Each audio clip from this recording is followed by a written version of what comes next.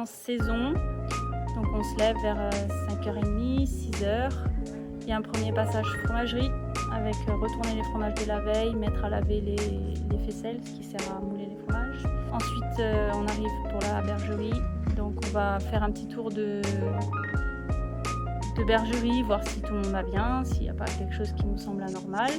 Donc là, on va attaquer la traite suivant la période de la saison. Ça peut aller de 1h à 2h, 2h30, suivant le nombre de chèvres et le nombre de personnes qui traitent aussi. Donc on va, suivant le parcours, suivant l'année, on va accompagner le troupeau dans une direction pour essayer vraiment de donner une direction, un rythme, un mouvement. Tout de suite après, il faut s'occuper du lait, donc mettre à cailler. Et l'après-midi, c'est pareil, on se répartit entre la surveillance des chèvres, la fromagerie, donc retourner les fromages, le ménage, la préparation de commandes.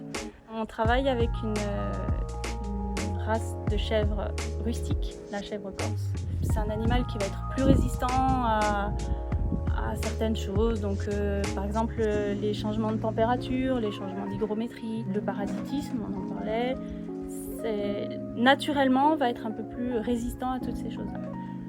Le souci quand qu'on rencontre nous en tant qu'éleveurs, c'est que plus on va avoir de la rusticité chez un animal, moins on va avoir de productivité.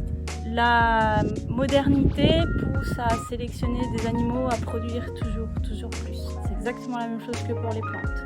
C'est-à-dire qu'on cherche à produire plus, mais les animaux ont un système immunitaire propre qui est de plus en plus faible. Plus un animal est rustique, moins il produit. Du coup, il faut accepter aussi d'avoir peut-être des animaux moins productifs, mais plus résistants, plus rustiques, vraiment liés à leur territoire. Les animaux qui sont en troupeau en montagne, c'est du pastoralisme. Les animaux qui vont sortir comme nous tous les jours, toute la journée, se nourrir du maquis, de la végétation, c'est du pastoralisme. Garder un pastoralisme pour entretenir les territoires, pour penser au bien-être animal en ne les gardant pas enfermés et pour avoir un bon produit, pour moi, c'est le plus important. Voilà. J'entends souvent le mot oui, mais on n'a pas ça chez nous. Alors peut-être que chez vous, vous n'avez pas un élevage pastoral de chèvres corse, mais vous avez forcément un petit producteur, impliqué dans son travail, qui a peut-être même envie de vous faire partager ce qu'il fait. Et du coup, n'hésitez pas à regarder autour de chez vous.